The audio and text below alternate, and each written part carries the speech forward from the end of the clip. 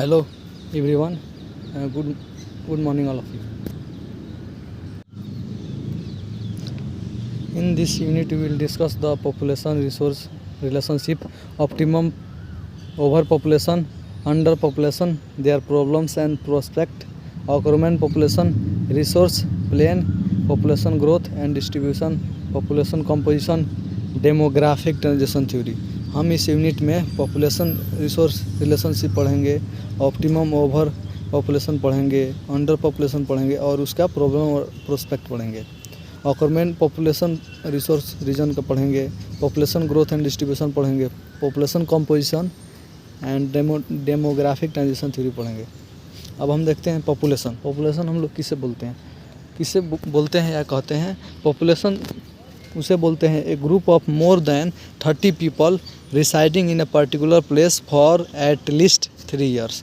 मतलब एक लोगों का समूह, 30 लोगों का समूह, 30 लोग मतलब एक समूह में 30 लोग लगभग 3 साल के लिए किसी एक जगह पर पर्टिकुलर प्लेस पर रहते हो तो उसे हम पॉपुलेशन बोलेंगे। अब पॉपुलेशन में कुछ स्कॉलर्स हैं, वो अपना अपना राय दिए हुए हैं। कुछ पॉपुलेशन बढ़ने के सपोर्ट में है और कुछ पॉपुलेशन ना बढ़ने के सपोर्ट में है।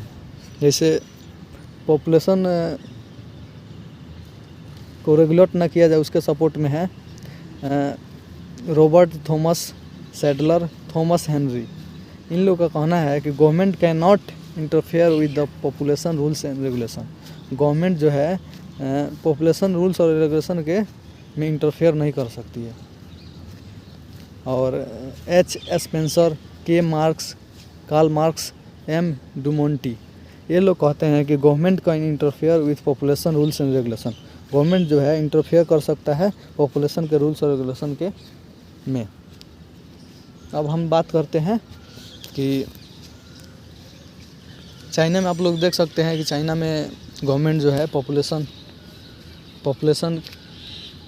पॉपुलेशन ना बढ़ने के लिए कानून बनाई हुई है कि 2 child पॉलिसी वहाँ है। तो कहीं ना कहीं लोगों का फ्रीडम जो है, लोगों का फ्रीडम जैसे कैसे जिए, उन लोगों का अपना फ्रीडम चॉइस है कैसे जिए, चाहे वो 2 बच्चा पैदा किया 4 पैदा करे, उन लोग का जो फ्रीडम है, लाइबर्टी है, उनके खिलाफ स्कीम है पॉपुलेशन रूल्स में इंटरफेयर करना। और अब हम लोग बात कर लेंगे रिसोर्सेज क्या होता है। रिसोर्सेज हम लोग उसे कहेंगे it means anything utility that has utility. कोई सा भी चीज़ हो, कोई सा भी वस्तु हो उसका मतलब उपयोग में लाया जा सके, उसको हम लोग रिसोर्सेज बोलेंगे। अब कोई जैसे कोई सामान रखे हैं, खाने वाला पीने वाला चीज़ है, चाहे कोई भी निर्जीव वस्तु क्यों ना, अगर उसको हम यूटिलिटी में नहीं लाते हैं, इसी तरह रखा पड़ा है तो उसको रिसोर्स नहीं बोलेंगे। अब हम बात करते हैं जैसे रिसोर्स में आ सकता है फूड रिसोर्स हो गया, मिनरल हो गया, नेचुरल रिसोर्स हो गया। और नेक्स्ट हम बात करेंगे पॉपुलेशन रिसोर्स रिलेशन। पॉपुलेशन और रिसोर्स में किस प्रकार का रिलेशन है। जैसे अब हम in this topic will study under population and over population. Under population और ओवर पॉपुलेशन के बीच में क्या डिफरेंस है। जैसे आप देख सकते हैं अंडर पॉपुलेशन उसको हम लोग बोलेंगे a given place ensures lesser population in comparison to resource available between given time. मतलब 2 पॉइंट ऑफ टाइम के बीच में, एक पॉइंट से दूसरे 2 पॉइंट्स ऑफ टाइम के बीच में अगर कोई पॉपुलेशन जो है, पॉपुलेशन के मतलब कंपेरिजन में रिसोर्स जो है रिसोर्स जो है कम अवेलेबल है, मतलब पॉपुलेशन ज़्यादा है रिसोर्स कम है, तो अंडर पॉपुलेशन के तहत आएगा। इसका मेन रीज़न क्या होता है। तो रिसोर्सेज तो बहुत है लेकिन पॉपुलेशन क्या है, कम है। अब इसका मेन रीज़न क्या क्या हो सकता है। जैसे रीज़न में लिखा हुआ है एक्सट्रीमी नेचुरल इन्वायरमेंट, ट्रॉपिकल एरिया। जैसे देख सकते हैं कि रिसोर्सेज तो बहुत है लेकिन लोग वहाँ प्रीफर इसलिए नहीं करना चाहते हैं क्योंकि वहाँ जो है अनफेवरेबल कंडीशन जो होता है, नेचुरल इन्वायरमेंट है, वहाँ की तो बहुत ज़्यादा गर्मी पड़ती है, बहुत हद से ज़्यादा गर्मी पड़ती है। इनएक्सेसिबल लिविंग स्पेस, और बहुत सारा जगह है जहाँ पे जैसे हम देखते हैं ओबिडस इन ब्राज़ील, ब्राज़ील के एक ओबिडस है, वहाँ रहने का मतलब जगह नहीं है, मतलब लैक ऑफ टेक्नोलॉजिकल इनोवेशन के कारण वहाँ के मतलब रिसोर्सेज को हम लोग अवेल नहीं कर सकते हैं।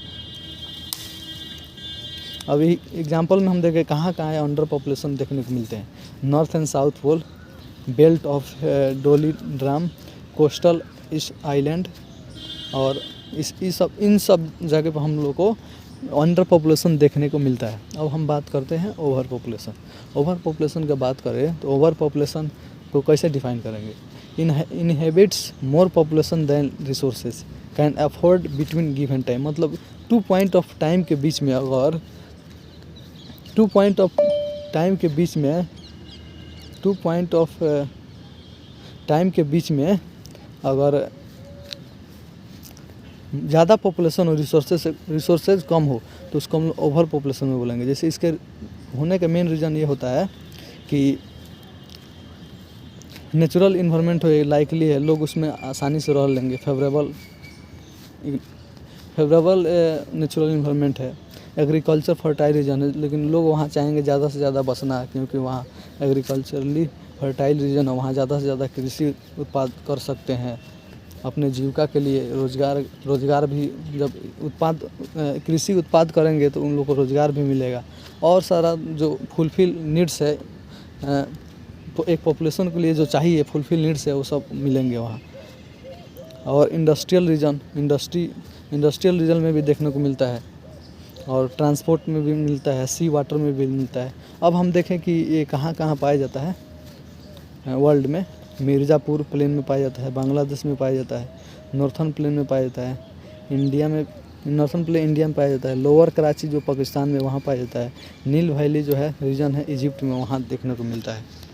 अब हम देखते हैं ऑप्टिमम पॉपुलेशन। ऑप्टिमम पॉपुलेशन को हम ऐसे डिफाइन कर सकते हैं कि इसमें जो है existing population is in balance with the resource available, मतलब जितना पॉपुलेशन है उतना ही, मतलब जितना पॉपुलेशन है उतना ही रिसोर्सेज भी है।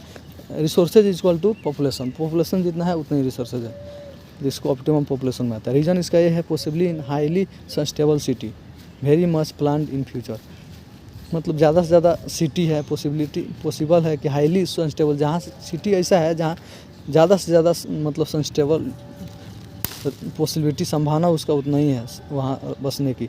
Very much planned in nature, मतलब पहले से प्लान किया हुआ, जैसे नोएडा सेक्टर को देख सकते हैं, नोएडा को देख सकते हैं, एकदम ये ऐसा प्लान करके बना है नोएडा जो लगता है कि जापान के कोई सिटी है उसको कॉपी किया गया है। एग्जांपल में हम देख सकते हैं नो एविडेंस इन नेशनल और रीजनल लेवल, कोई एविडेंस हम लोग को नहीं मिलता है नेशनल और रीजनल लेवल पर।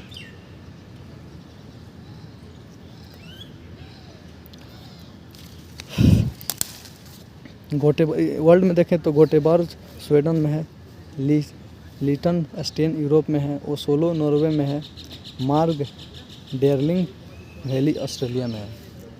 अब हम लोग देखते हैं ग्राफ के ज़रिए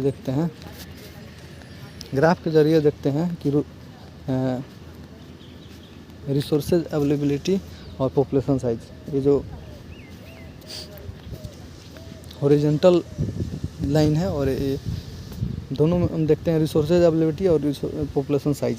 तो आप ग्राफ के ज़रिए देख सकते हैं जितने नीचे की तरफ झुकाव है पॉपुलेशन साइज है, तो यहाँ से आप देखते हैं कि यहाँ से शुरू हो रहा है, यहाँ से, और ऐसे ऐसे जाके मिल रहा है। तो इसका मतलब कि शुरू में ये आगे बढ़ना शुरू हो रहा है तो पॉपुलेशन ज़्यादा है और रिसोर्सेज कम है। पॉपुलेशन ज़्यादा है और रिसोर्सेज कम है, तो इसको हम लोग कैटेगराइज किए हैं कि किस में होगा, अंडर पॉपुलेशन में हो जाएगा। और अब देखें यहाँ आके इस जगह पर रिसोर्सेज भी अवेलेबिलिटी भी मतलब बराबर बाइसेक्ट कर रहा है लाइन, और पॉपुलेशन साइज भी है, तो हम लोग इसको हम लोग कहेंगे ऑप्टिमम पॉपुलेशन बोलेंगे। और यहाँ आगे देखेंगे कि ये रिसोर्सेज ज़्यादा हो रहा है और पॉपुलेशन कम हो रहा है, रिसोर्सेज ज़्यादा हो रहा है पॉपुलेशन